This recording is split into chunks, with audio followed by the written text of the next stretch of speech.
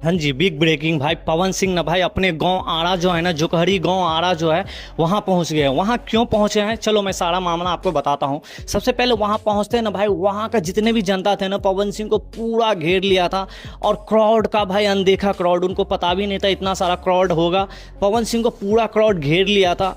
और बात ये था कि पवन सिंह पहुंचे थे इसलिए क्योंकि उस गांव में ना भाई साहब एक जो था ना, एक मतलब मौत हो गया था, एक इंसिडेंट हो गया था, जो कि उन्हीं के घर वालों से मिलने गया था। जो पीड़ित है उनके घर वालों से मिला, उनसे जय ज़्यादा लिया, उनका पाँव छुआ, और जितने भी गांव का है ना बड़े बुजुर्ग, उनका पाँव छूते हुए आशीर्वाद लिया। सब तो कह रहा है भाई इलेक्शन लड़ेंगे, अब क्या है पूरा माजरा। लेकिन यहाँ तक बात रिवेल हो रही है कि भाई साहब पीड़ित जो है ना उनसे मिला है, जो पीड़ित घर वाले थे उनसे मिला है। तो उनसे घर वालों से मिलने का मतलब यही है कि भाई अपना वोट बैंक भी बढ़ा रहे। तो यही सीन था। और पवन सिंह ये भी बोले कि उन घर वालों को, जो पीड़ित घर वाले थे, कि भाई जो भी प्रॉब्लम होगा ना हमको शेयर करना, मैं आपको हेल्प करने के लिए हमेशा रेडी हूँ।